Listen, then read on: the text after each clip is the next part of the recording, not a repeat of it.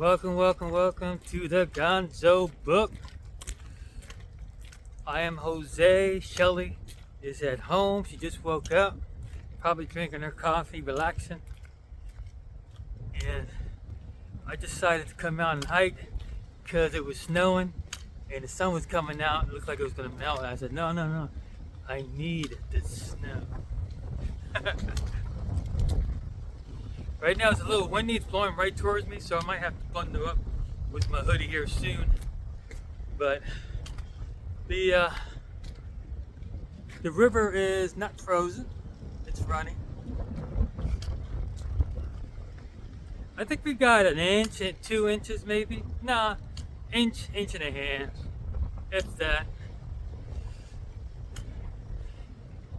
Just enough to cover things. Yeah, I say an inch.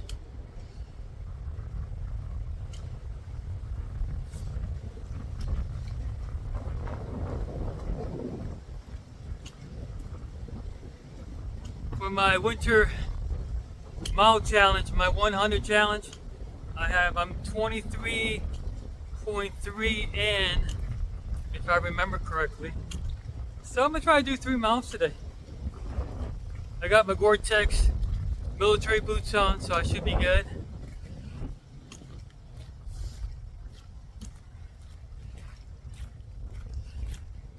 And looks like I just have a sweatshirt on, but I have layers. I have my undershirt, then a red long sleeve, kind of like those fitness shirts, but it was for to keep the heat in. Then a t-shirt, and then a thermal shirt on, and I was going to put something else on, but I forgot to put it on, like a windbreaker type thing. And then I have this sweatshirt. It's cold out here, it's windy. It is windy, and that's a nice view right there.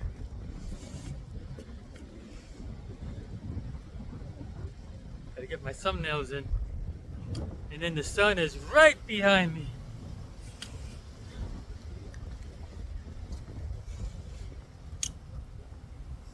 I do have my camping chair with, so I might stop in the middle if it's not too cold. Take my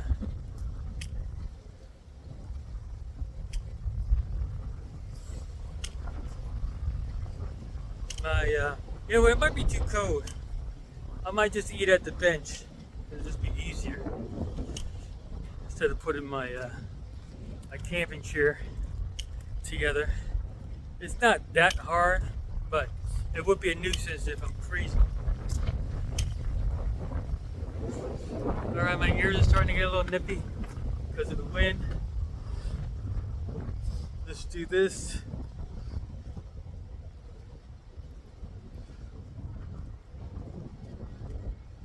Oh yeah, that's much better.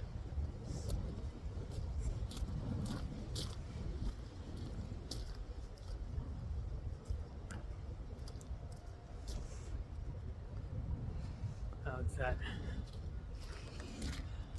Ooh, that is slippery.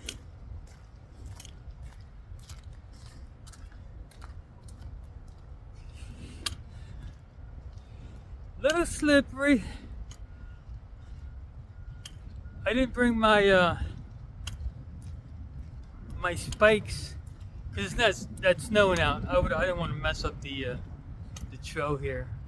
Where are my spikes? I need to buy something that's a little smaller, that goes over your boot, that just gives you a little bit of traction. I think I got the max spikes, and that's good when you're hiking in ice and hard snow. So don't want to do that here. Probably would be uncomfortable walking in too if there's no snow out.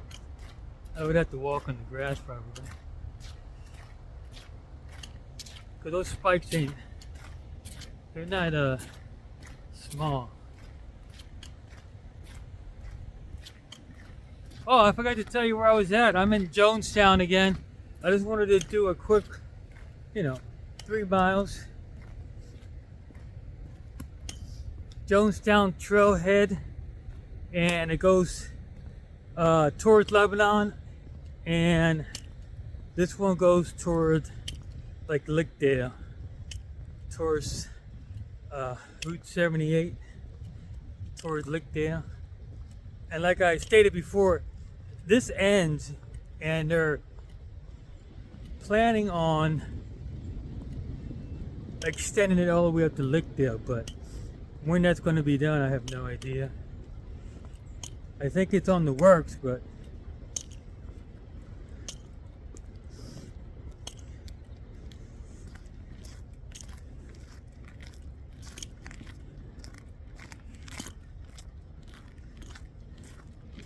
so right now I feel good. Once I put my hoodie on, my ears are warm. I'm solid. I'm solid.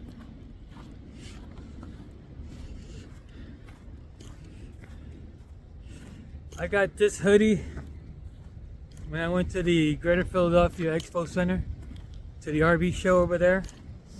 That's where I met. I didn't meet him for the first time, but I saw Matt and Will. They were out there. I think they were sponsoring a new General RV that was coming out, or just came out. So I got to meet Matt from Matt's RV Reviews, and we also got to speak to a little bit Endless RV, and yeah, we got to meet them too. Cool. They are very popular. They're big. They're for a show that does campers, and they do RV news. They do how to fix stuff, how to prep stuff on an RV, how to live the RV life. They're pretty extensive in their videos, so you can learn a lot from their videos. Endless RVing. They're from New Jersey, I think. So I think we were talking about that.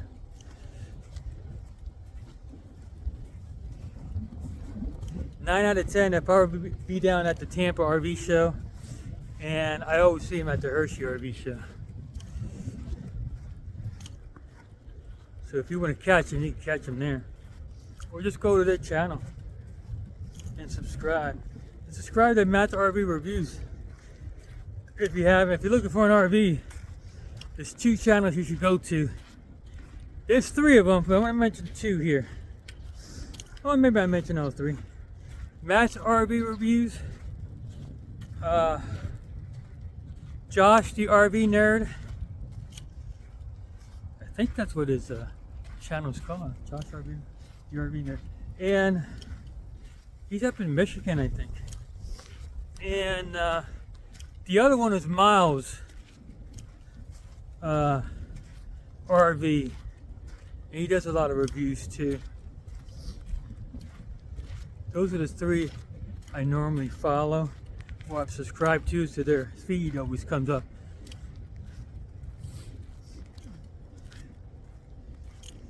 I think we met Miles we didn't meet him, but we saw him walking by, and he changed his appearance so much, he has like longer hair now. So we wasn't sure if that was him, but we walked right by him. Kind of, he was a little, and I was telling him, he's a little off from us, but we were like, I think that's Miles. But he was already by us. He was definitely there. We definitely saw him. We just didn't get to say hello and tell him we're subscribers and stuff. Plus, those guys, they're extremely busy. They're extremely busy. That's why it's always good to go to Media Day or Content Creator Day, or whatever they call it. Because that day is just the RVs, the people that sell the RVs, and media, and content creators, news. So you can go there and get a lot of work done by getting into a lot of RVs. After that day, you'll be exhausted. You would be exhausted. And then the next day, I'm speaking of Hershey, but I think Tampa is the same way, the Florida RV show, or Super Show, I should say. That is, what was I going to say? Oh yeah, it starts on Wednesday. Tuesday is the media day. And Wednesday is the official start. And if you're qualified for media day, they let you in for free. You just have to, put your credentials in, and your YouTube channel, if you have a YouTube channel, they'll look it up. And if you have enough subscribers and content, they approve you, and you go in for free. I mean, every day you go in for free. So that saves you anywhere between, depending on what your status is, military, senior, and all that good stuff. If you have a special discount, anywhere between $11 and $17, I think. Every day. So me and Shelly, you double that. That's significant savings there. And they do that because they know we're gonna put all this stuff on YouTube, we'll promote it, and they get more people to come to the RV show. And if you show a specific RV from a specific RV dealership, they'll love that more, because you might, if you live around there, you might go to that specific dealership and buy an RV from them. That's why these RV channels that have, ooh, somebody was just through here. I see tracks. So somebody might be coming back. If they came through this way towards the way I'm going, they might be coming back, because this trail ends semi-seen. I didn't see nobody though. Oh no, he walked back already. Yeah, the tracks are leading back that way.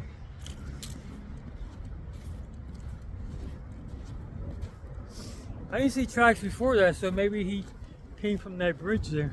I'm not sure. And I think that bridge is 222. No, Route 22, excuse me. Route 22.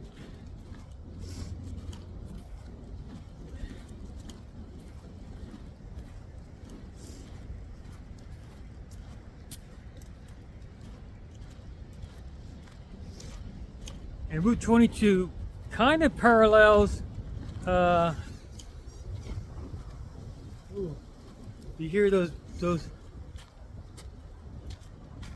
trees are like bending and making noises. Let me get out of here. A tree can fall at any time. So yeah, Route 22 parallels 78 for the longest time. Right when it starts, when you either go up 81 or you continue on with 78 to, I don't know, maybe near Allentown, and then it separates a little bit, I think. That used to be the old highway, and then they built 78. But 72 is good for certain parts to continue to avoid the highway traffic during those times. One time on 78, it got so icy, the whole road closed. Nobody can get in and out. They were there for at least a day. That's why when you go out on trips, even on a daily commute, because some of those guys were just coming back from home, from work or going to work,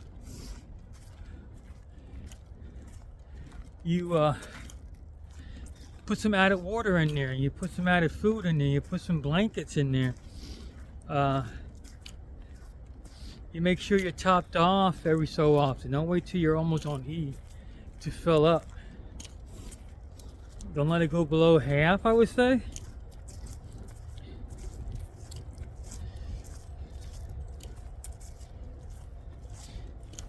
Now, if you go hiking all the time, you have your stove.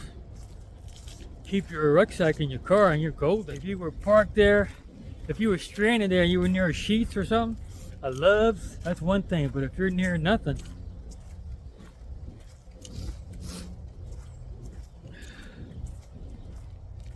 yeah, so I always take a few bottles of water, some granola bars, even if you want to buy some emergency rations, because they last a long time, stick them in there. One time we were coming back from the Tampa, it was last year, we were coming back from Tampa RV show.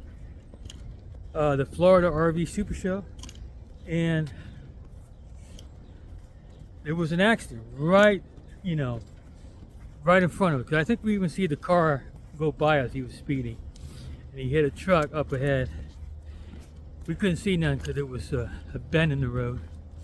We were there for 3 hours, stranded pretty much at the same spot. We did not move for 3 hours.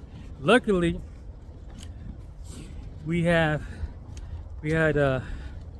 enough gas in there, and luckily, we had some food.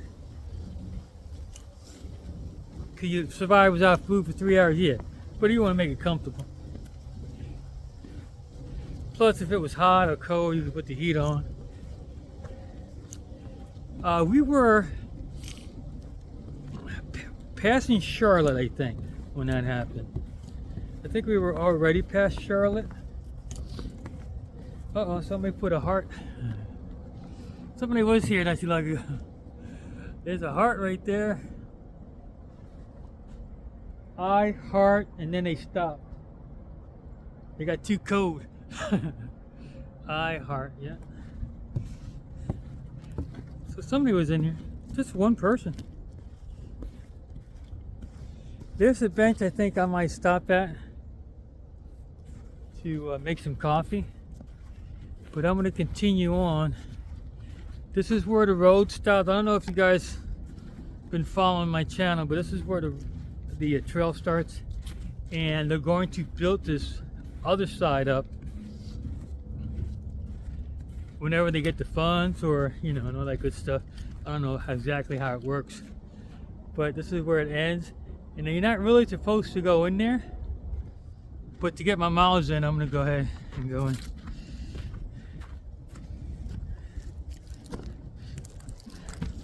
Ugh.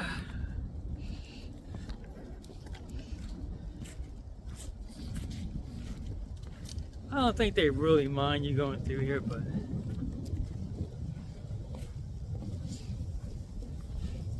so they got this sign here. It says, County 11 property acquired for future recreational use, currently not open for public use, no trespassing. So, I mean, you could get into trouble, but I would think if you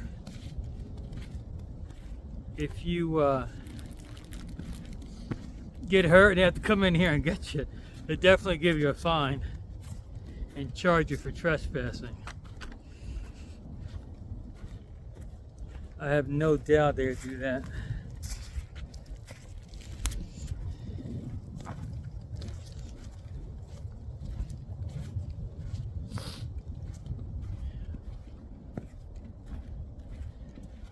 So they have to build this area up.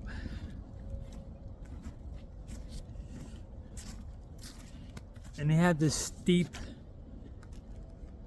climb here, so they're gonna have to do some, build it up a little bit, maybe on this side a little bit, take some of these trees down and build a nice trail. I like it the way it is now, because it's a little rustic, but, and the mountain bikes can come through here, they'll love it. But they'll probably make it a little more flat. put something right here so people can't accidentally fall.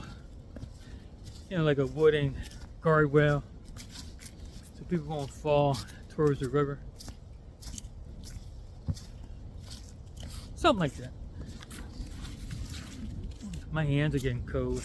My fingers.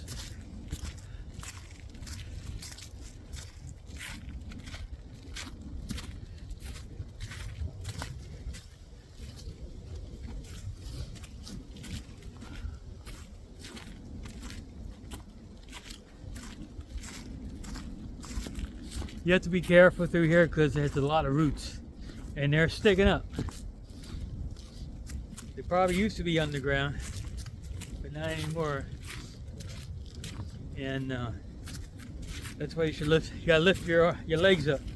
You can't drag them like you normally do. You gotta lift them up.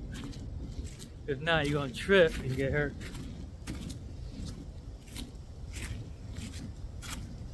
Let me switch hands here so I can warm. Oops, sorry. I'm gonna try to warm up my fingers over here.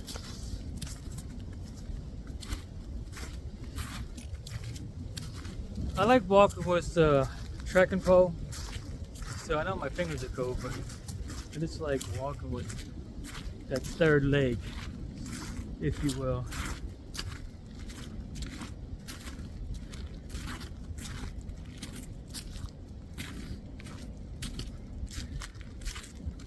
Man, the other day it took me a long time to edit my videos. So I'm going to probably make this video a little bit less music video-ish. I put music to my hiking. And this is going to be a straight out cold weather, no BS hike. Ooh, it's icy over here. There's an open area over there. The wind is just blowing, so that's probably why it's a little icy. Not icy, but the snow is definitely a little harder. I got a lot of things coming.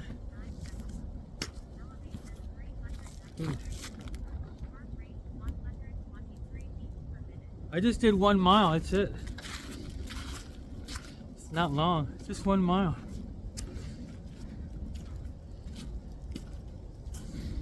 This trail is not long, that's why I hope they extend it. I have a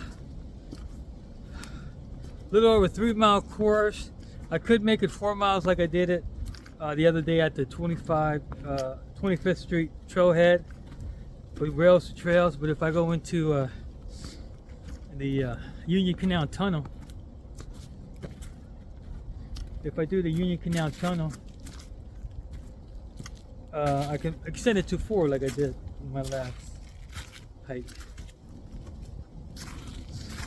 This one, I can go, I think, yeah, it was 0.9 this way, 0.9 back. And then I can pass my car and continue the other way. I don't like passing my car. Once I pass my car, my laziness kicks in. I just want to get in my car and go. So I don't like to double back. I like to do a loop or go straight out and straight back.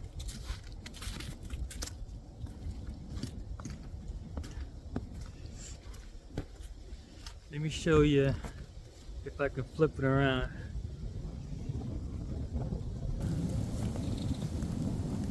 There's the river right there. Like I said, they would have to build this area up and then maybe put a guardrail there. You know, for kids riding their bikes, not for hikers. I don't care about that. People riding their bikes and lose control and they hit the guardrail and not go down into the river, hit their heads. And then over here is something that might get flooded. I'm not sure. It's a little lower ground, but right now, yeah. This would make a nice road here. Nice trail. You don't have to pave it or anything. Those loose stones will work good.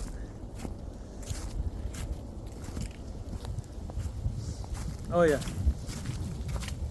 Now my fingers are getting cold on the selfie stick, and my other fingers are doing better. So if I switch them around, I'll be okay.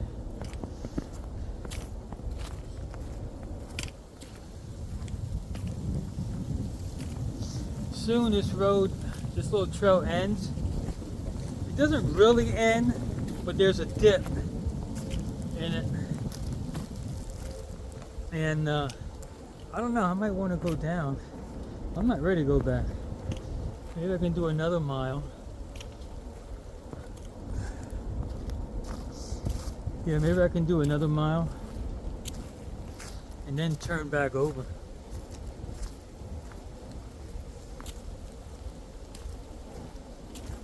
I think I'm coming up to it. Let me see.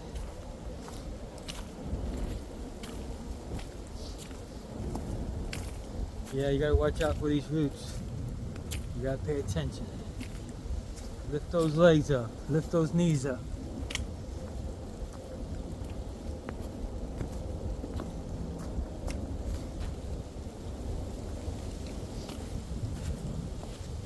It would be nice if they open this up just for hikers.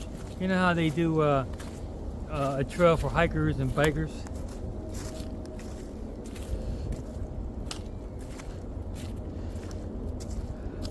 Hikers and maybe mountain bikers. But classify it as a trail, not for maybe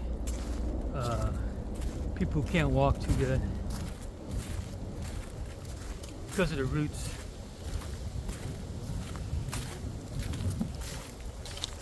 And all these trees that fell. So you always got to be careful of falling trees. They're not going to give you a warning.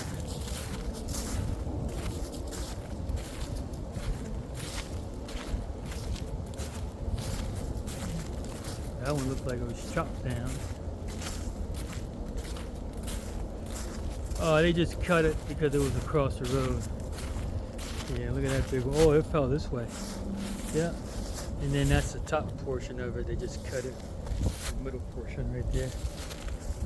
A couple more middle portions right there. So that's cool. That's a nice little bridge to cross over. You see that little stream down there? If you, for some reason you need to cross over, I think that's private property, so you don't want to do that without asking permission. Here's that stream. Yeah, this would be a nice road to go through if they keep it like this and don't build it up too much.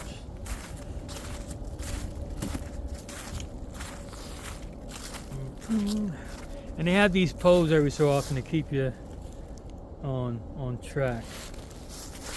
I'll show you the other one. Yeah, I see it.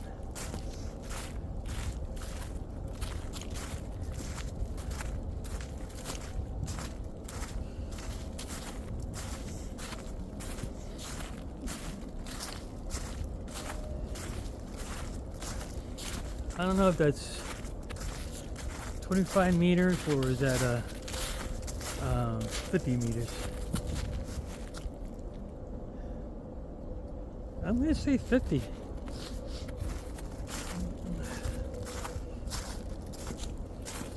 I could be wrong. Do my pace count. That tree fell right there. As you can see, it fell over the road and then they cut it over there. So this one, I'm going to say this one fell recently. I don't remember one that was across the trail. I had to go around it like that.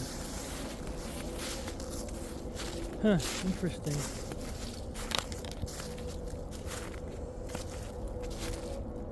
No, it didn't fall recently, but it fell. I just don't remember it, I guess. This one's weird. Yeah, this one fell. Because there goes the root. They've made a little lump, little mound there. And then the tree is still underneath the dirt. So this one did fall, but trees don't grow that way, but it looks funny.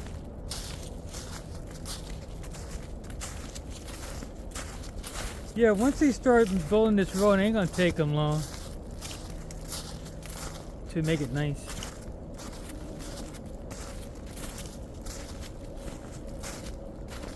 There's another tree that fell that you can walk across if you had to.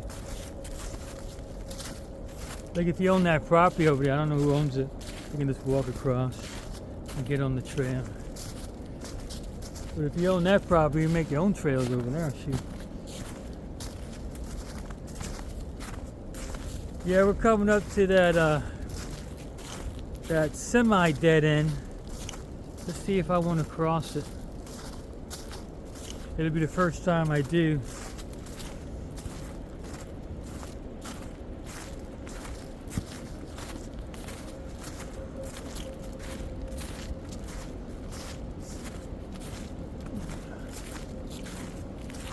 I can hear the highway.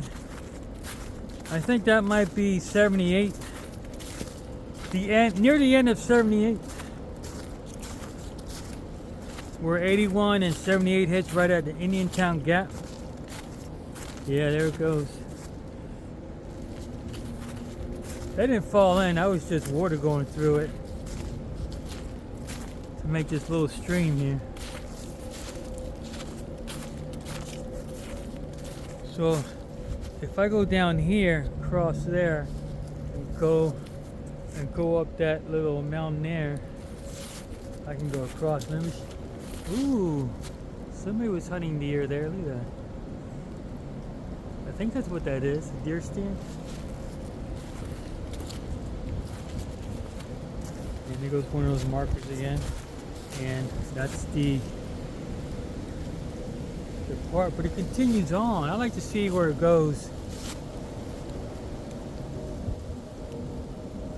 Yeah, eventually those couple trees are gonna fall.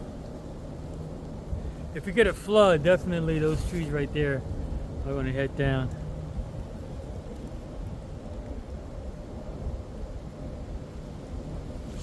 Cool. All right, let me head down. Let's see if I can do this. Try to be safe about this and go down.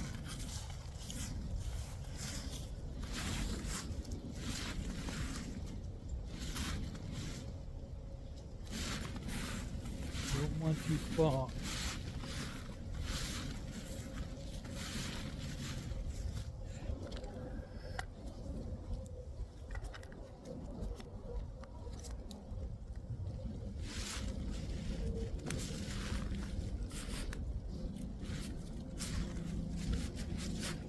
There's a small trail here.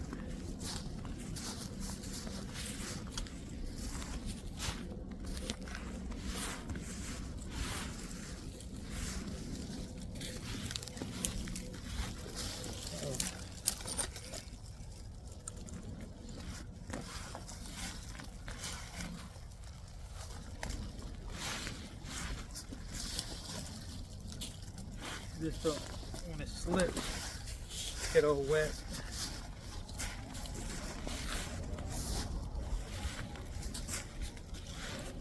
If my shoes get wet, shit. Do I want to try it? Let me give you a glimpse of what I'm dealing with here. Right there.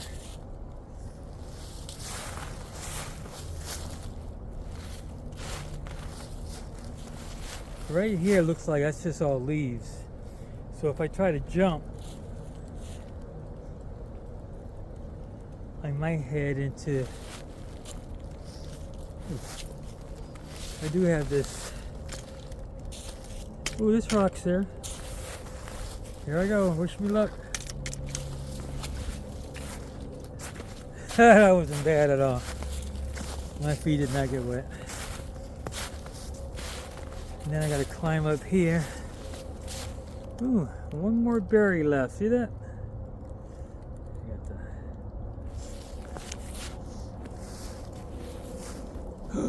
This is a sticky bush.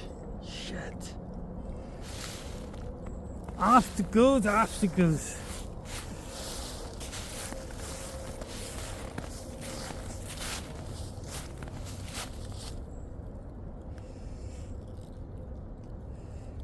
I'm looking. Let me give you a view of the of the little river here. Nice. This is probably a good place to fish. I'm not a fisherman. Probably a nice place to fish.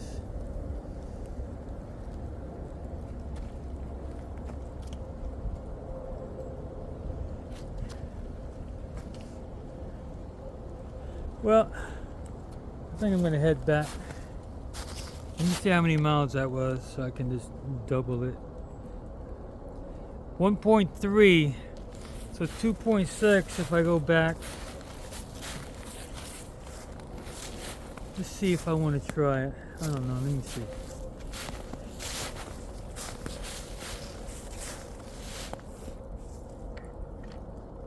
Even if I get over there, through there, I would have to climb this. It's just that sticky bush that's in my way. It might just be more than one. Oh yeah, it's got a lot of... Ouch! Got me already. If I pass... Ooh, right here it's one.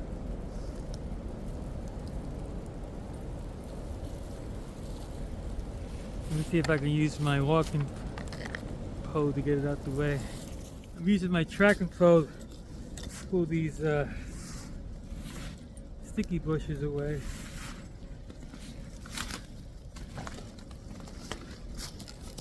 Alright, am I faster? I'm not sure.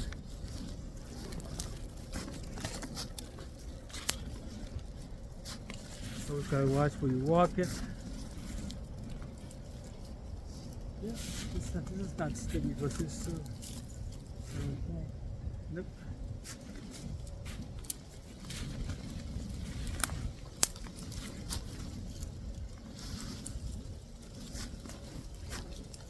Alright, cool.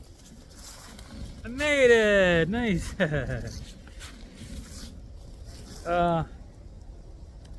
me go this way.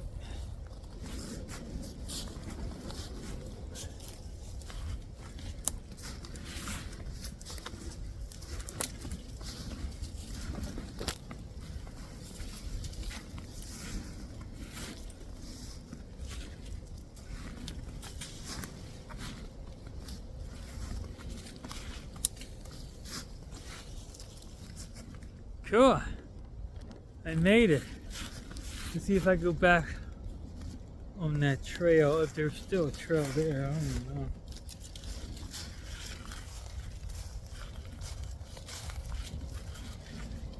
See, when you work your body a little bit, I got all warm. Oops.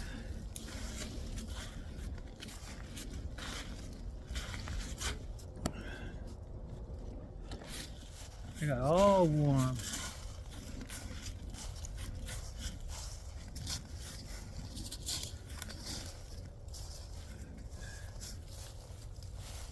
Ouch, ouch, ouch. Sticky bushes. Let me get back on the trail. Or the old railroad, I should say.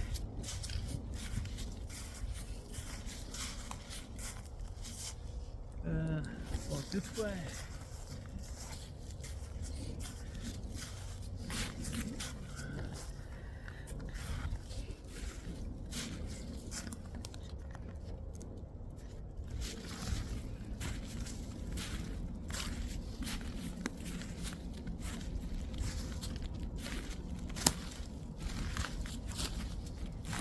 Yep. Go up this. Ooh, there's a big hole there, which means a creature lives there. I'm gonna head over here. I don't want to disturb anybody.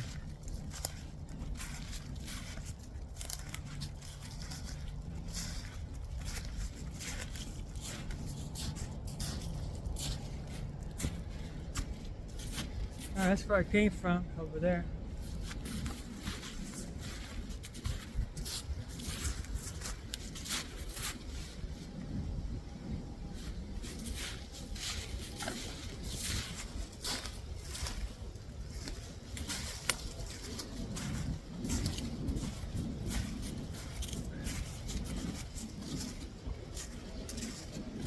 I don't think too many people come this way.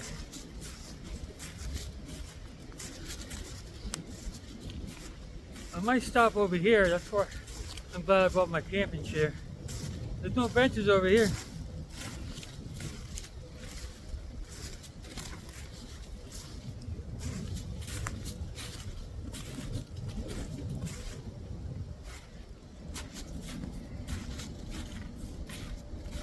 Definitely couldn't do this trail at night unless you had a lot of light. It's easy to step off and then fall and hurt yourself.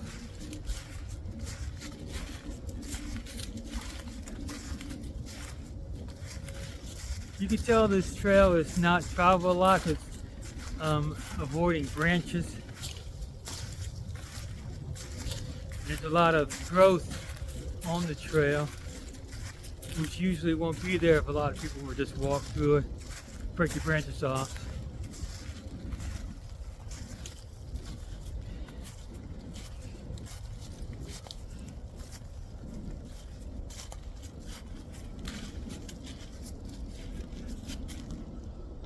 Switch hands here.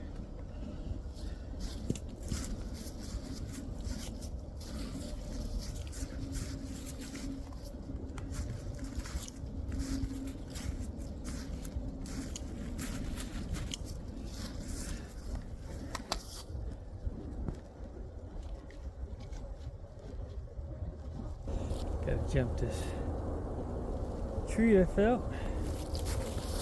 Small one, not a biggie. No biggie, just an obstacle. Right now, I'm not too cold. My face is a tiny tad cold, but not anything to cry about. Oops, sticky bushes.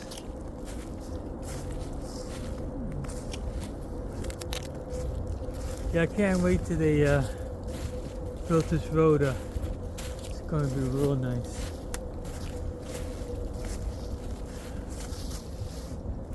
Oh, there's a sign here. Let me see what it says.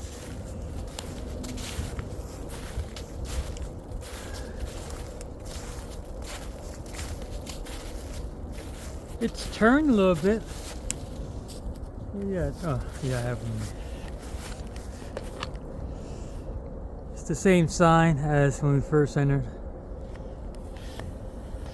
So I'm officially still on County 11 property. So I prefer to be on that property and then, you know, no ditch. And then someone's private property.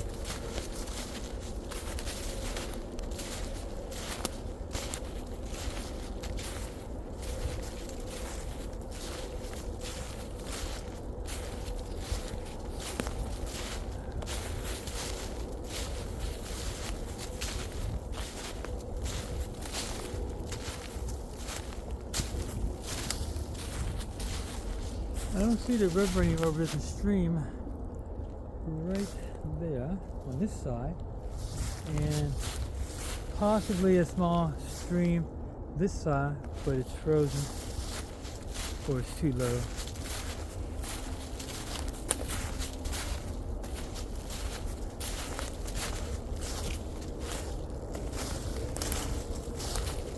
This is definitely better exercise than on a flat surface, because you gotta lift your feet up a little higher, so you're burning more calories, going up and down some small mounds.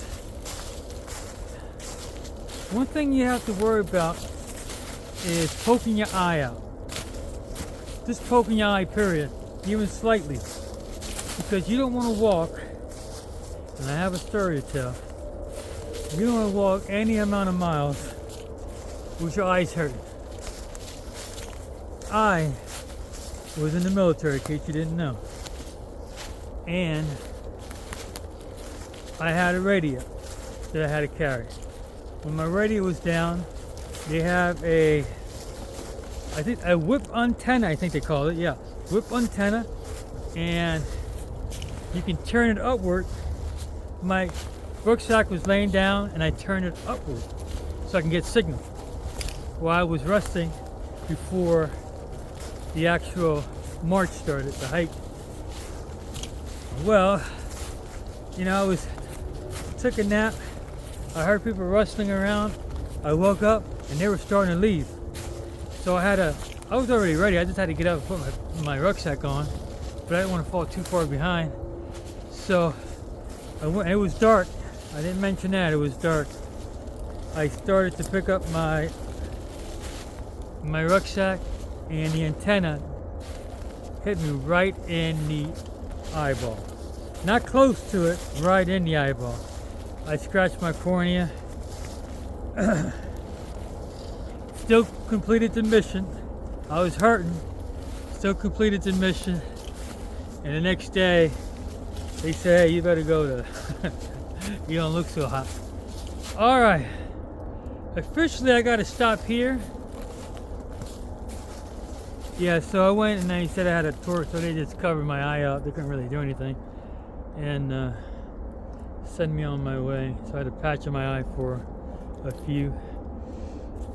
That's how that trail looks now.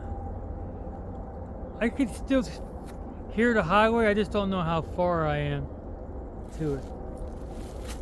And I don't want to go that way because that could be somebody's private property.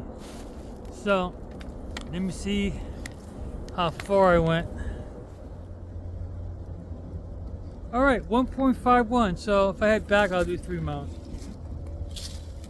I'm happy with that.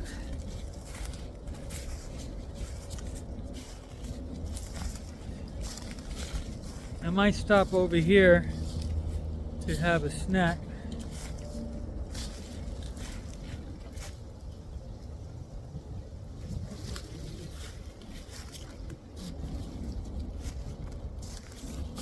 Or do I want to continue on? You know what? I forgot to grab a Gatorade. So right now I don't have any Gatorade. I just have water. So you don't want to. I'm not going to make coffee because I only have 12 ounce, I think. 8 ounce. I don't know what it is. I think it's 8 of water. I want to keep that just in case of an emergency. I don't want to waste it by just making coffee. So I'm going to eat on the go like I did last time. I'm not going to stop. But I am going to stop to get my sandwich out. Everybody know what I'm eating? If you follow me, you know.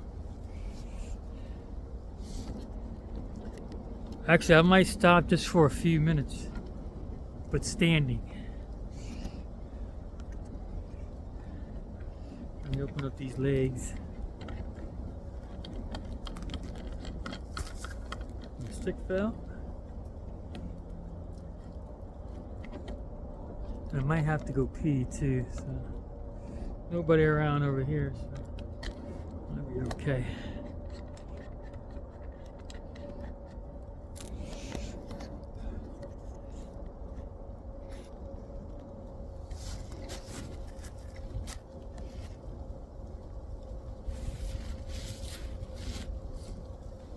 I'm gonna go tinker over here. You guys can't see me.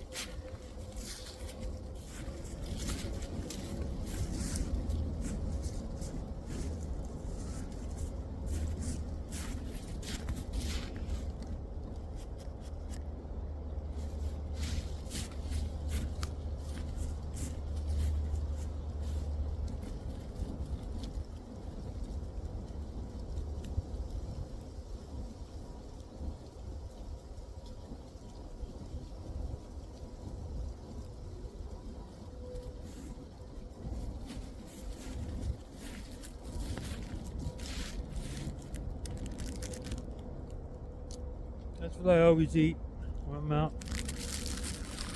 I do have Vienna sausages. Remember, keep that in case of emergency.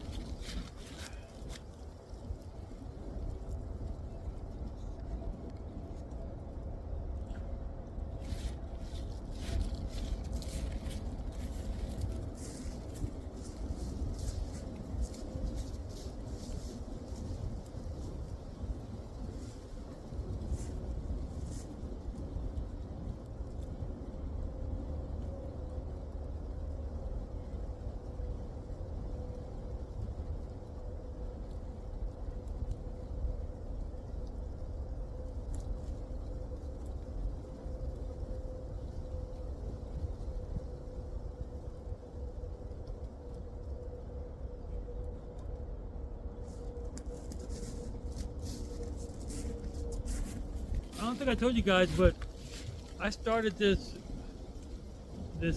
hike a little past 9. It's 10 o'clock right now, like 10:05.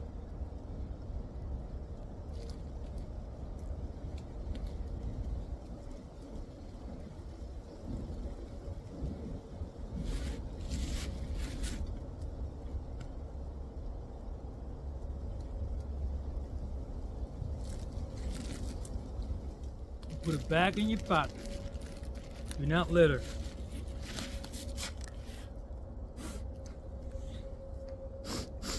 Nice. Let me try to get my water out. Can't. Gotta take it off. I don't even know which side it's on. That side. So if I take this side off, I might be able to get it.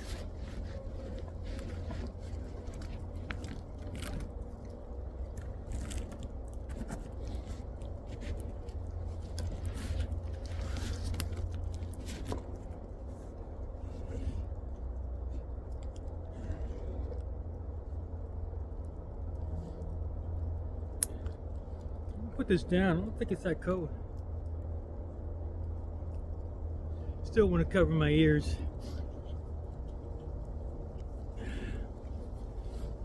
Cool.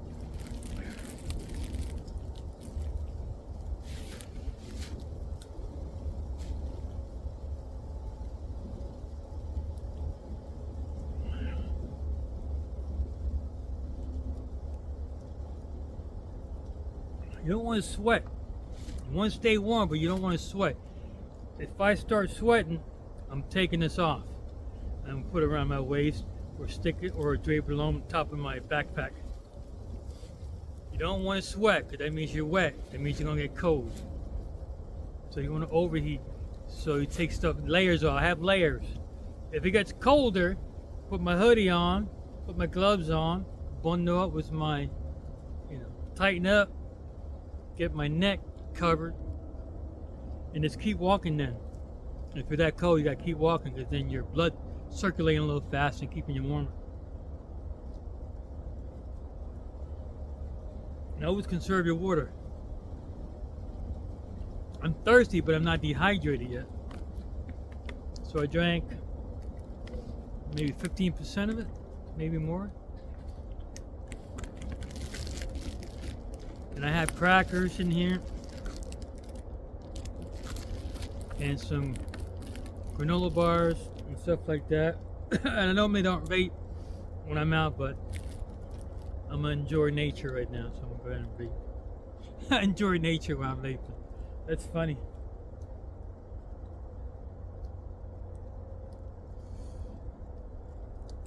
This is the when I get bored, that's it. And I don't smoke. I don't vape every day. I might vape a couple times a week, if that. When I'm traveling, and sometimes I get bored, I just start vaping. But I don't do it all the time, though. So you guys out there that might want to comment and say, "Hey, you guys stop vaping." I don't do it all the time. People smoke cigars at a certain point, and you get the guys together or women, and they smoke one. That's fine. That's what I do with my vape. I vape every so often. Like this cost me, I don't know, $22, and it'll last me 4 or 5 months if it continues to work, and I can recharge it. I forget what flavor it is.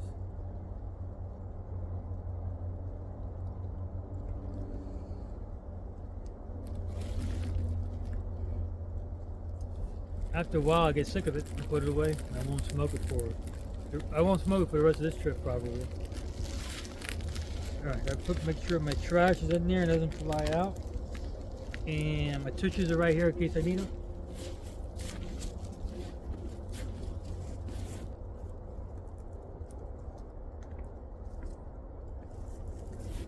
Now, the best thing, never lay your gloves.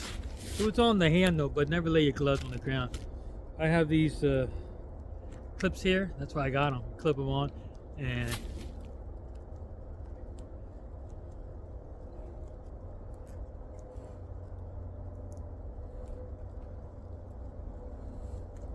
And you can keep your gloves right there. Keep your gloves handy. Is that a pun? I don't know. But I meant to say that if it was a pun. So they're right there. So I'm gonna walk and let my, let stuff breathe a little bit. So I don't overheat. And I'm not cold, so I should be okay. But that was a nice little stop. I didn't have to walk last time and eat. Just a quick stop, even if you don't want to sit down. Like I didn't want to sit. Uh-oh. I forgot I was holding this selfie stick. So holding the selfie stick makes your hand a little bit colder, but I'll continue on without my gloves for a little bit. I don't mind if my fingers get cold a little bit, as long as I have a place I can warm them up. I probably do have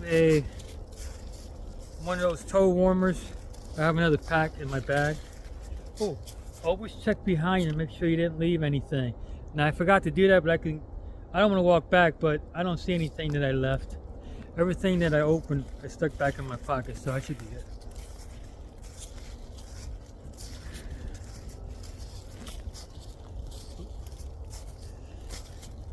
Right when I get to that place I gotta cross, I'll put my gloves back on.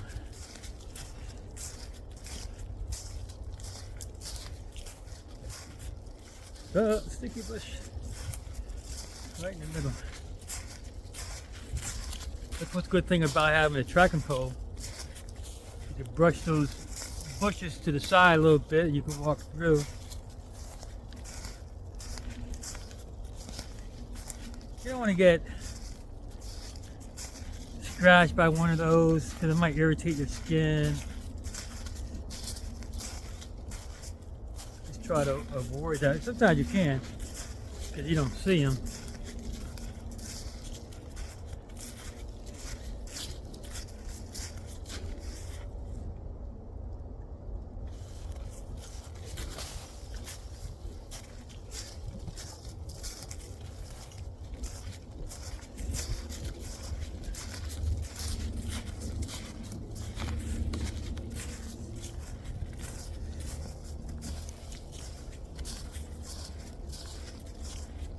Back at that one sign that's pointing that way.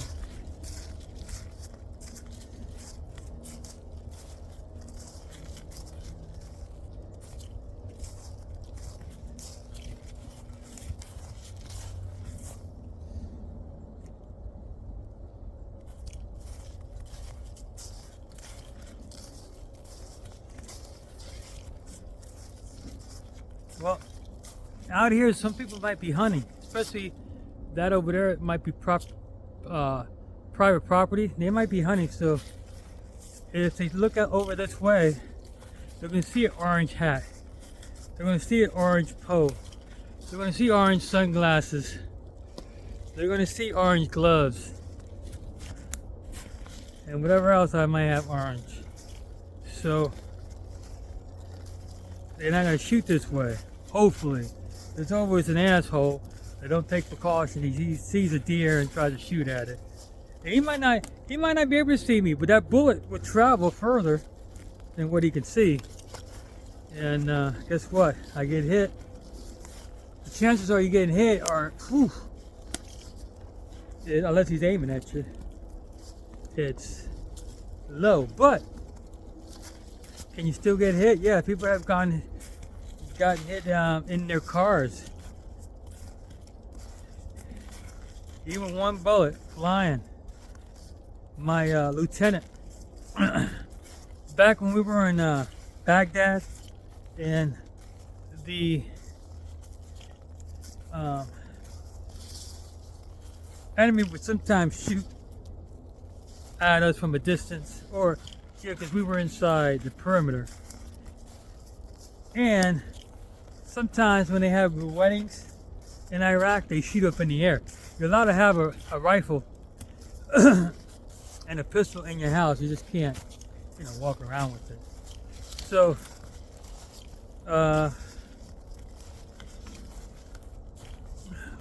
we were at the the military base in Baghdad, and this was during the war. The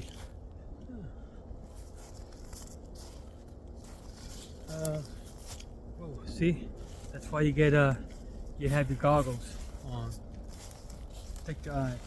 Where was I at? Yeah, there was a Burger King there, and Burger King and the military have you know, like contracts. So in Baghdad, they belong there. Burger King all over there. There's a Burger King there and some other stuff. And we were sitting at the Burger King, you know, out in the open, of course. And the one lieutenant, not my lieutenant, but the other lieutenant, something fell on his leg, and he starts yelling, "Get down! Get down!" Everybody's looking at him like, "What? We're in the, you know, friendly zone. You don't get hit here." He got hit by a boat. Don't know where it came from. Could have been a wedding. Could have been whatever. But he got a Purple Heart for that. Now, he got a Purple Heart, but they took it back. So, when you get a Purple Heart, it's because you were engaged by the enemy. You got injured because of an engagement at wartime. So, just say, for example, you were in a truck, an ornament exploded near you, shook the truck, you fell out of the truck, injured your back. You're probably going to get a Purple Heart. You were, you know, fired upon. And there's a fine line. I'm going to tell you, there's a fine line. I was leaving my shift at the, I worked at the brigade headquarters as the assistant top NCOIC, and I was at night shift. So before I left my duty, I made sure everything was straight. But so it was past my shift.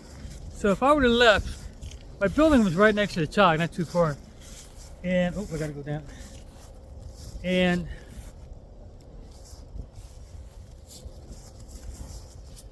I'm at the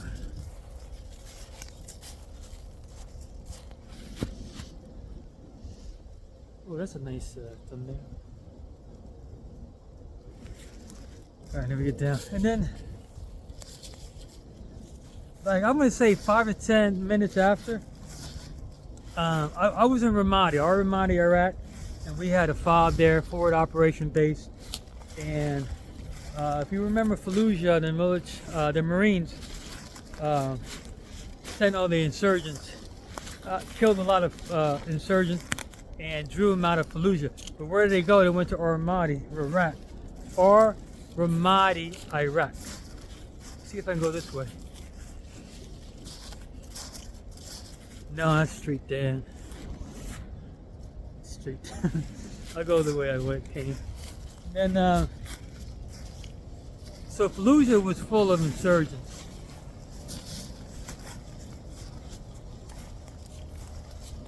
So they would fire rockets inside the FOB every so often, and a lot of people have died. They hit our mess hall. You know, people going in to eat, and they get killed because the mess hall wasn't built up at the time.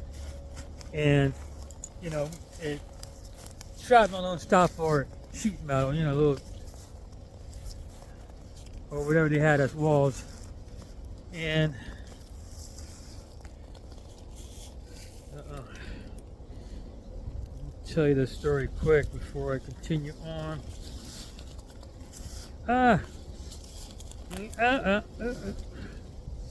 Get away from me, yep. And so soldiers were dying, civilians were dying, because they would shoot rockets every so often. Now we had a radar, and we would shoot artillery on them by shooting a radar. That was one of my jobs, is to clear. We couldn't shoot directly on buildings or build up area. So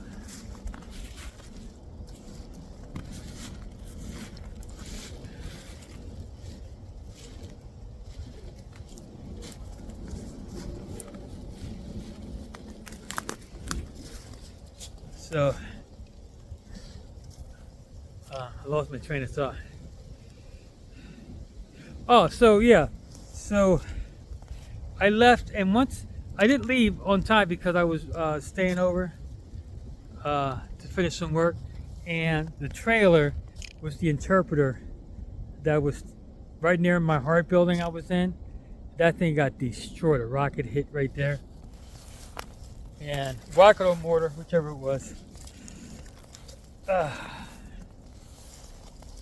And okay, then push these sticky bushes to the side. Get out of my way.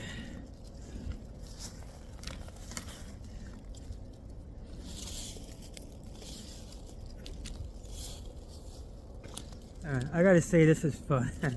It's better than walking on the trail that's flat all the time. Alright, I got through. I'm back at the nice pond. Let me see if I can get a thumbnail going.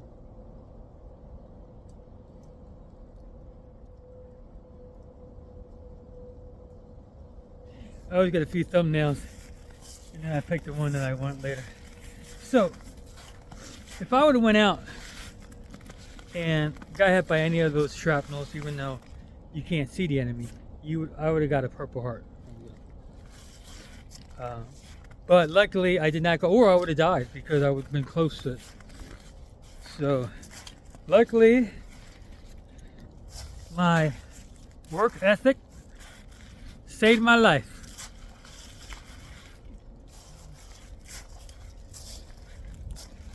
So me staying over to work, and I remember when I worked at the prison, sometimes I would stay half an hour over. People were like, what are you doing? Go home. Yeah. There could be a mortar dropping from the sky at that particular time. I saved my life. I didn't tell them that. I just said, oh, I don't know. I'm just getting some work done. They used to sometimes hate it because everyone wanted to get. We only had 3 computers in the office, and if I was stayed over, I would occupy one of the computers. Sometimes they would get upset. Yeah, I worked at a prison. 21 years. 21 years exactly. And then I did 2 years at detention center, which is almost like a prison. But you don't call that a prison because of and it goes by.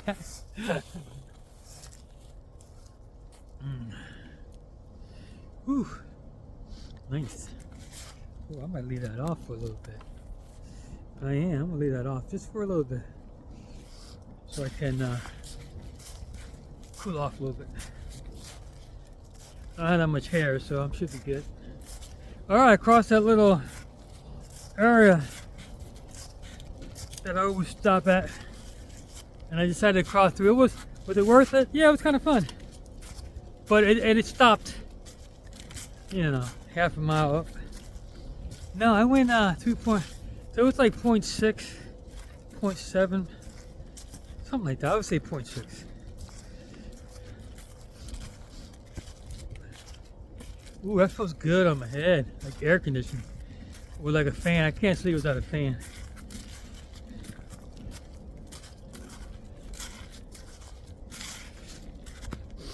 Even though they say don't come through here, there's a lot of, I mentioned it before, a lot of trees that are cut to make the path free. So they say private property, but I think a lot of people come actually through here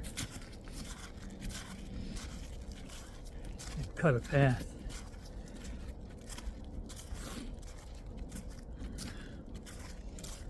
Let's see how far I walked. 1.77.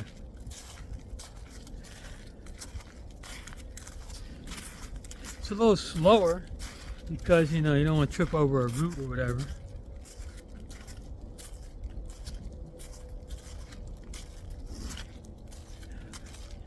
I should be at 3 miles. It was 0.9 miles to where the trail ended, and then, you know, this little area here. So I should have a little over 3 miles. My endpoint was 1.55, if you remember.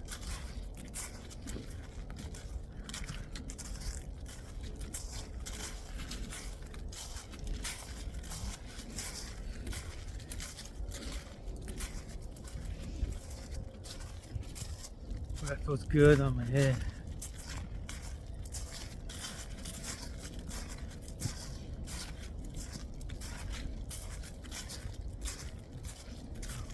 I'll walk a little bit to this stump over here.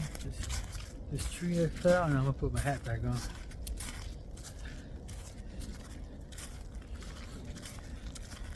And my gloves. My fingers are starting to get a little nippy. The sun's not out right now, so it's behind some cloud cover. I know I talk a lot during these videos, so if you'd like to hear what I say, give me a thumbs up. Comment down below. If you think I talk too much or don't like what I have to say, comment down below, give me a thumbs down. All that stuff helps me out, and YouTube might display my videos a little bit more, and if that happens, I might get a few more subscribers. Even if you dislike it, go ahead and dislike, I don't care. I love when people dislike. I was like, good, that means I did something wrong or something that they didn't like, so I review the video and say what's going on. Some people are just haters. I understand that. Like, people don't like Timo, so every time I have a Timo video, I get 3 or 4 dislikes. At least one. And people just don't like, you say buy American, and I understand their feelings for that. I do. I really do. So, I'm not going to say that they're wrong. I just get at least 3 or 4 thumbs down on my Timo videos. But I'm here to try to save people money. And if you look at the economy, inflation's up. I gotta save $1 where I can save $1 at. That's why when I go out here, I don't buy those expensive $10 dehydration meals. You heat it up, add some water to it, and or add some heated water to it, I should say, and you have a meal. I could do the same thing with a $1, $2 meal from Walmart that's not in the hiking section. Alright? Those meals there last a long time. So if you want to hike a long way, then you might want to buy those meals. But if you go on short hikes like I do, or eventually I'm going to do an overnighter or 2, then if I do that, I'm going to be truck camping probably, so I'll just stick stuff in my car. But I'm not going to buy those $10 meals when I can buy a $2 meal. Or even a $1 meal. Sometimes you can get them for $1. You go to the Amish stores, get them for $1. Make sure that the expiration didn't expire.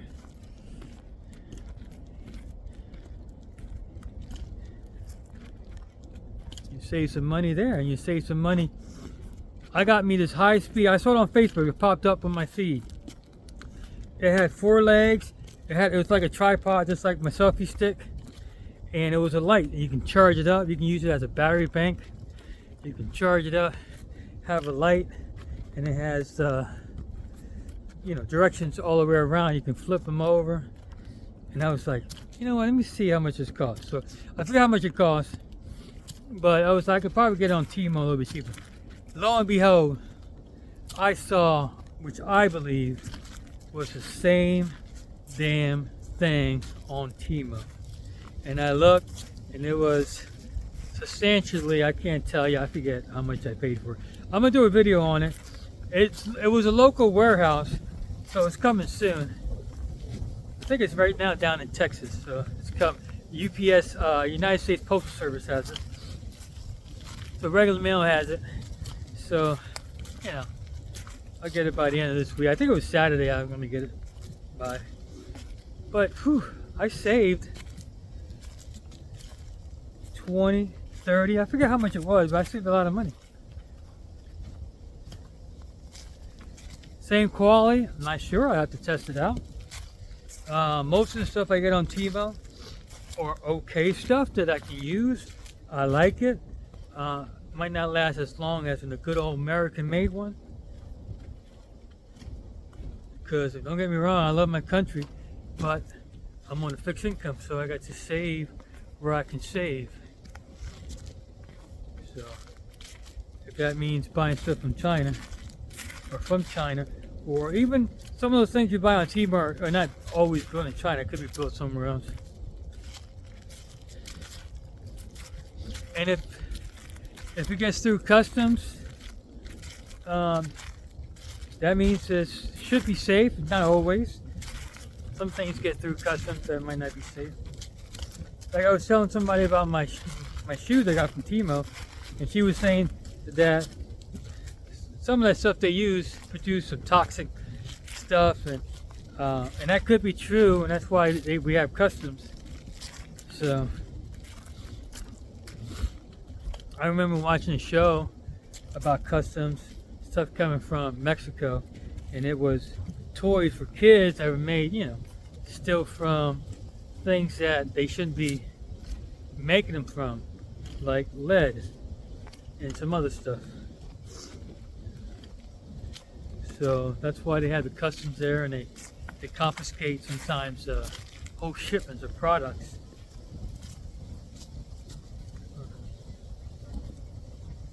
I just went over 2 miles.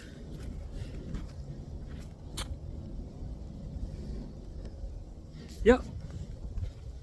I always hear like a voice going off, and I don't know where it's coming from. And it's my watch. I don't put my hat back on. It's getting a little chilly.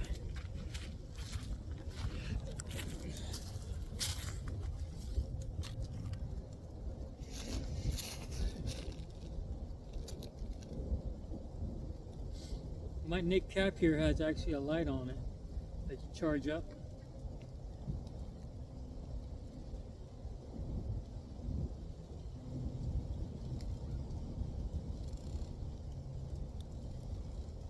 Yeah, that sun's been behind that cloud for a while. It's getting a little chilly.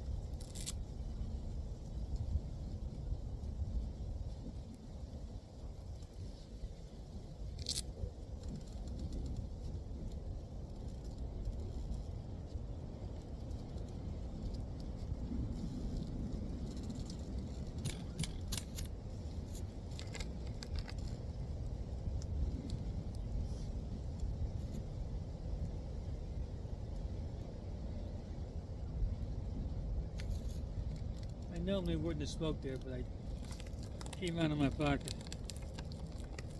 I said, what the heck?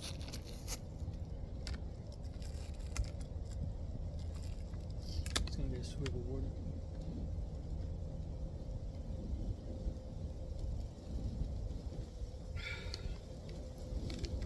Water is delicious when you're thirsty.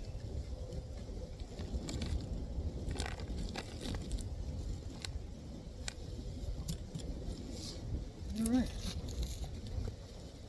You guys ready to go?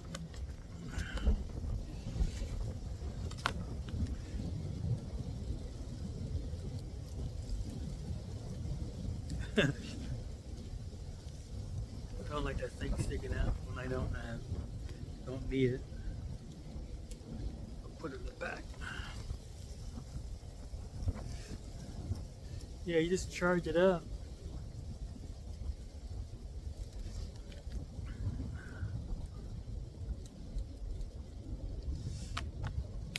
Am I pretty enough for you?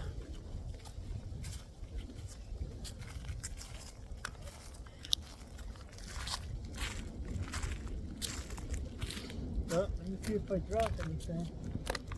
No, I don't think I did. Always make sure.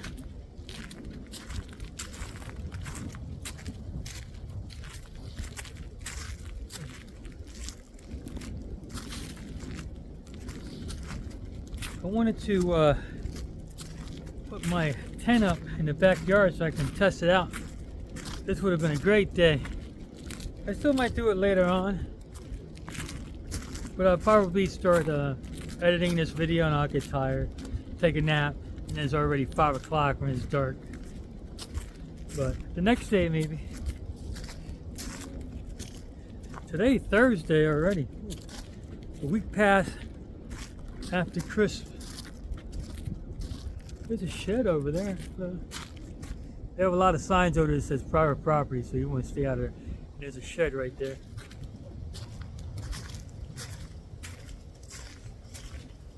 That's what I would do if I had private property. I would have a sign everywhere. No hunting, you know, no hunting.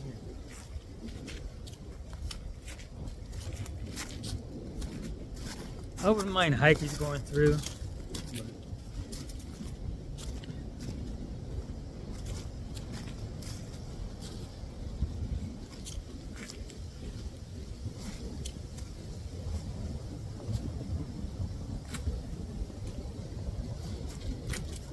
That walk just seemed longer than 2 miles because you're going up and down. You're trying to avoid all these roots, going around trees. That's why it's so important when you're land navigating, when you're doing land nav, when you're in the woods, you're going slower. So I think I went like 3 miles at least, but I only did 2 miles.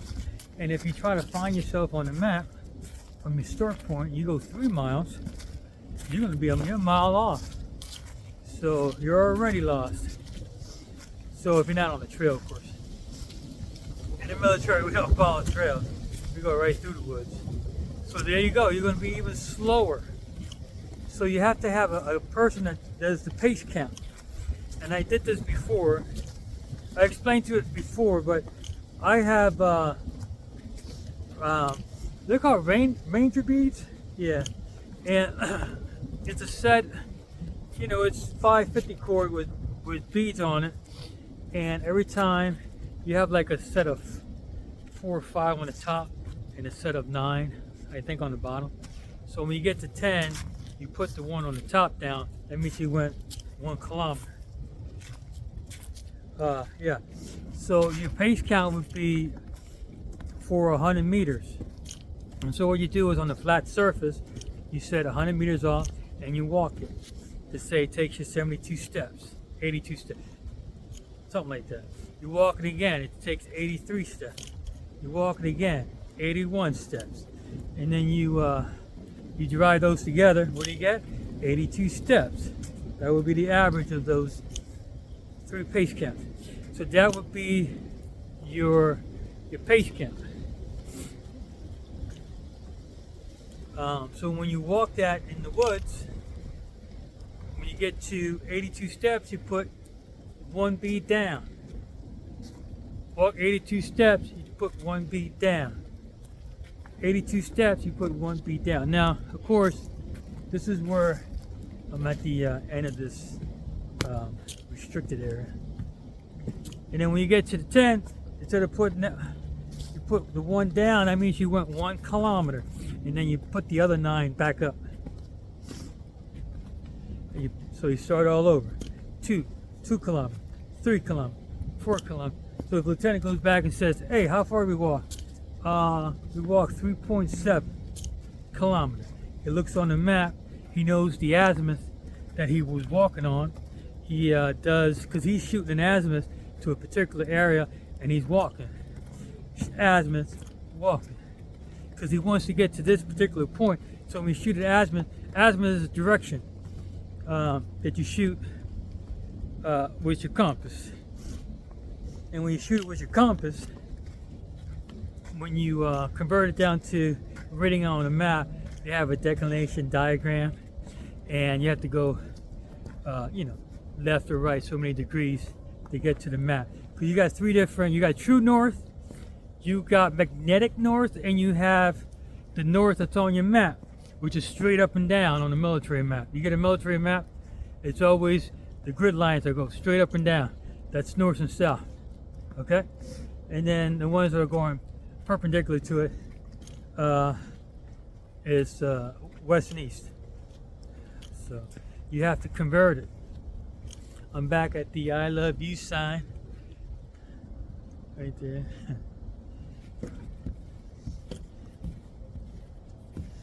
So that looks like a nice thumbnail right there.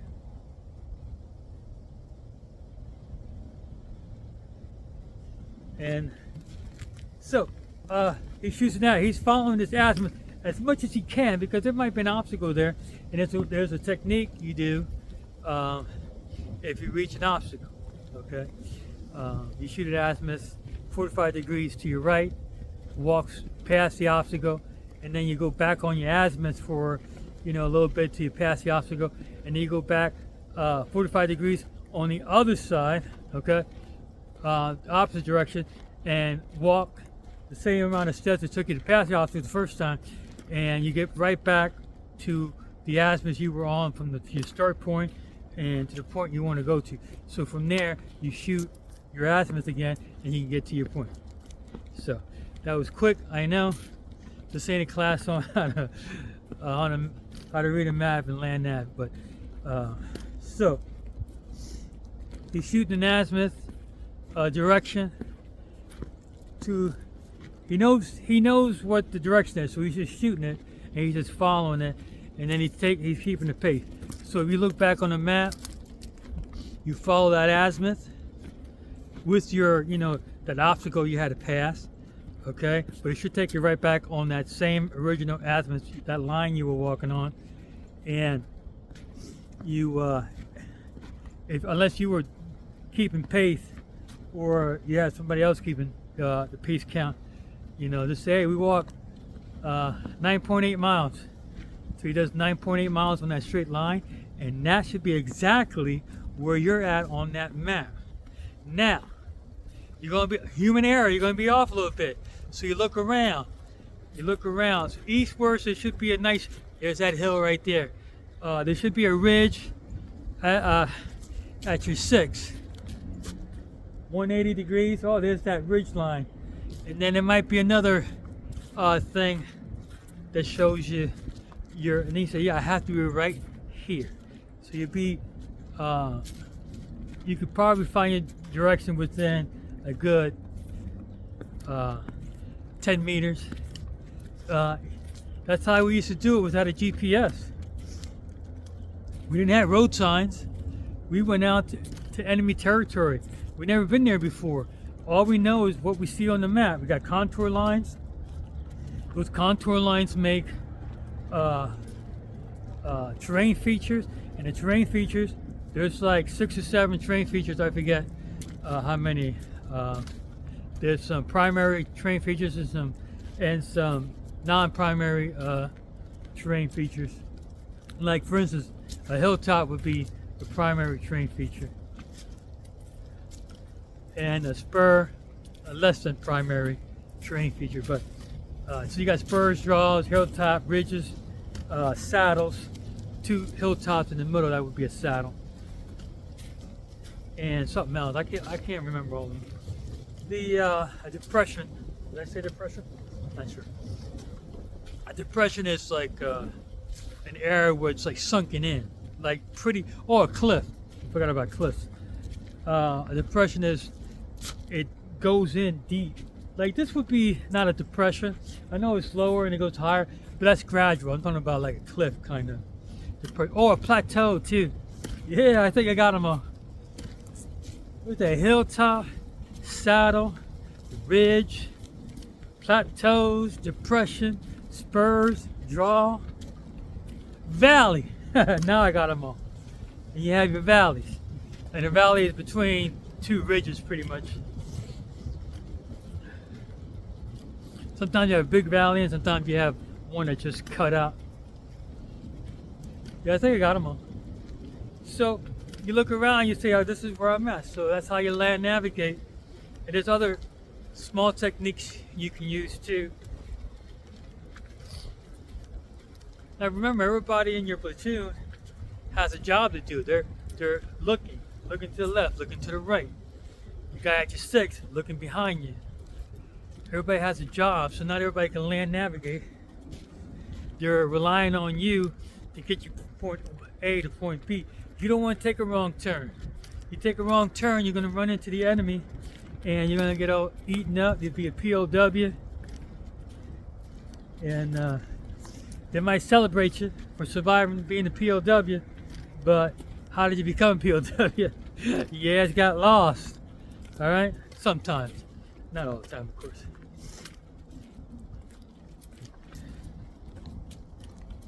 Plus, you don't want to be a POW because you don't know how they're going to treat you. Some people treat you humanely, some people don't.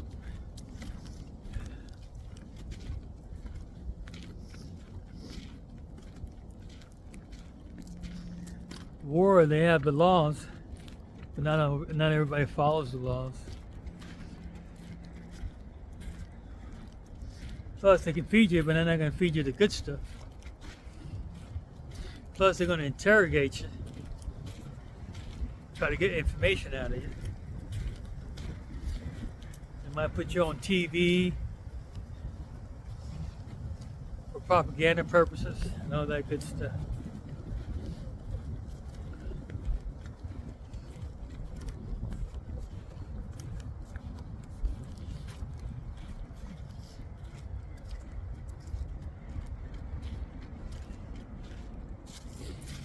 And there's the one sign I forgot.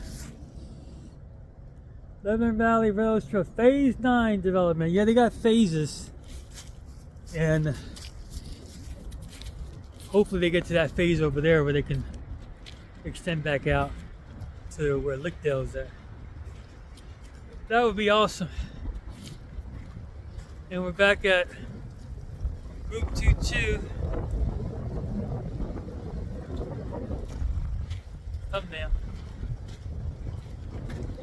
Yeah, that sun's been behind. Oh, it's cloudy now, and the wind's blowing, so it's getting a little chilly again.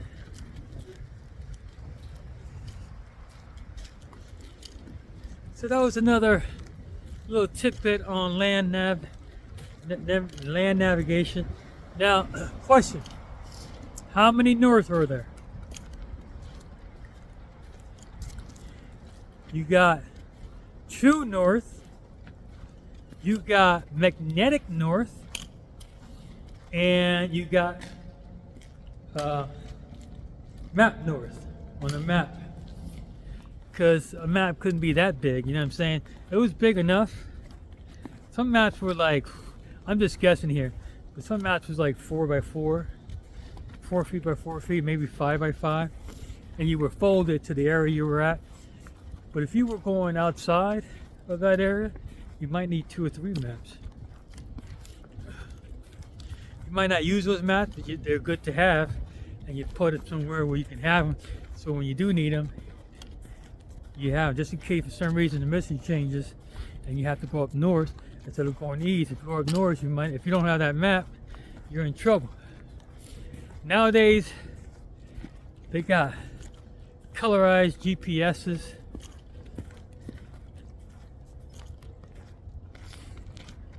They got colorized GPSs, and you can just scale down, scale up, all the way to, you can see the whole earth.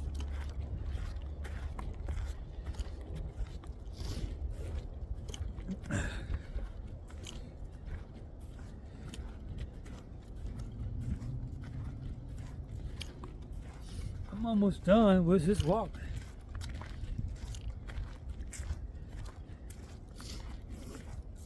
Cool.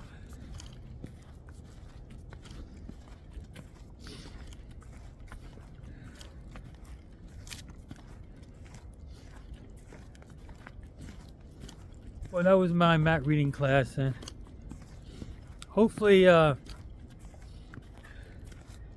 wasn't talking out my ass, because I usually when the phone goes to screensaver, it's not that long after it shuts off. So I probably was talking for about 2 minutes with it being off. Well, actually the camera goes out quicker than that, so maybe just a minute. It's on camera mode until it doesn't detect anything, and then it shuts back off to the screen, the home screen.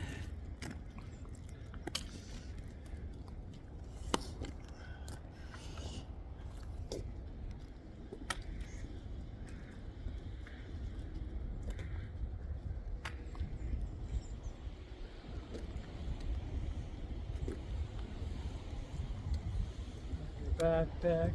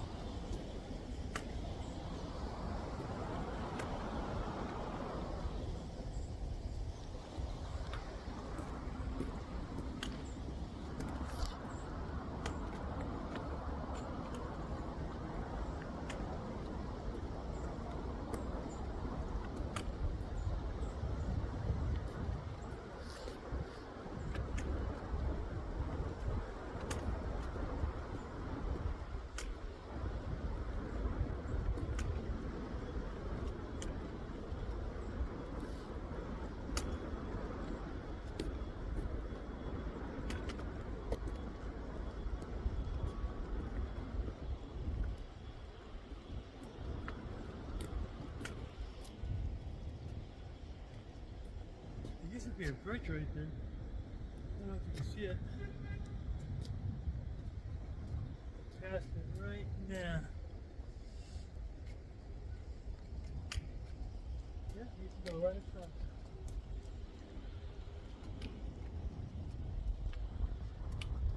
Back in the day, of course.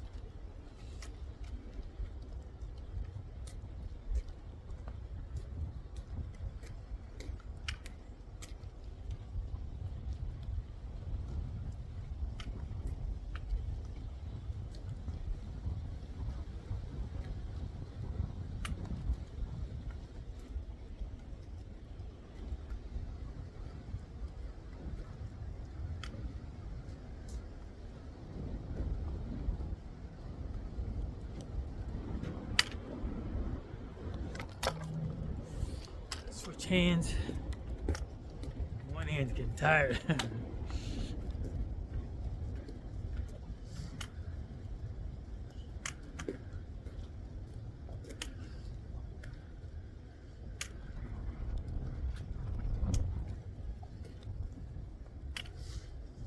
Can't wait to get the heat going in my car.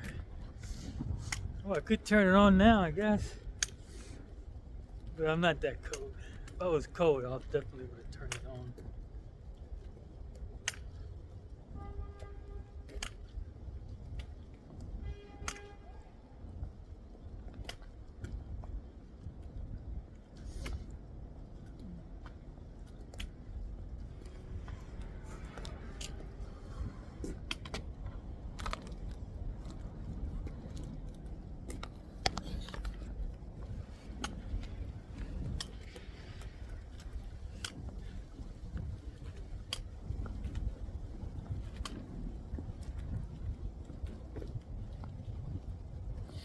Thank God for my military boots. Right there. Gore-Tex, nice. I had 2 pair of those. I think I had 2 pair of regular desert boots.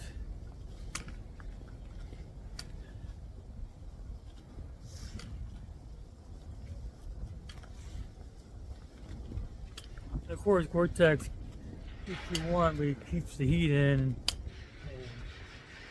And it's supposed to be breathable, so if your feet sweat or whatever, it's supposed to evaporate through. But it keeps it's breathable, but it keeps your feet dry because water molecules can't go through Gore-Tex. Something like that.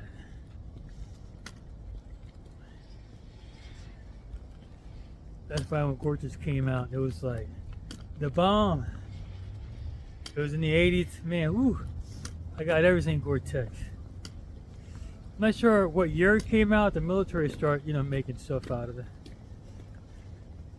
The Gore-Tex jacket, that was definitely the bomb. And you got Gore-Tex boots, Gore-Tex gloves, and Insulated came out, and they were making gloves and stuff. Yeah, that Gore-Tex jacket was awesome. And like I said, it's layers. So that was a good outer layer. And then you have whatever you need in the inside layer. So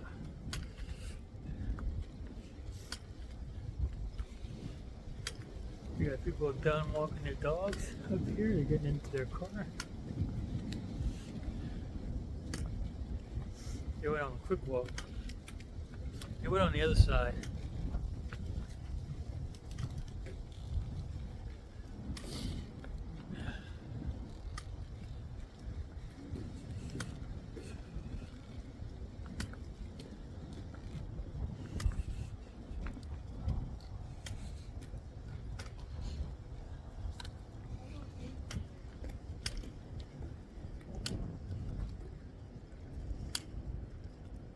They're leaving. It's another car there. I didn't see anybody, so they might went the other way.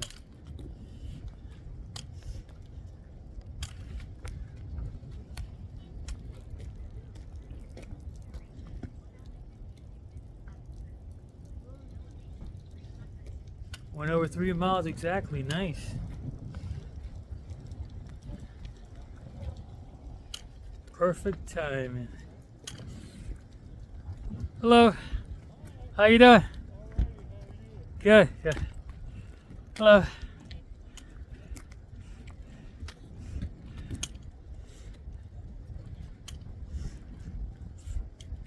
All right, I'm at my car. My car's right there. Some of the ice melted.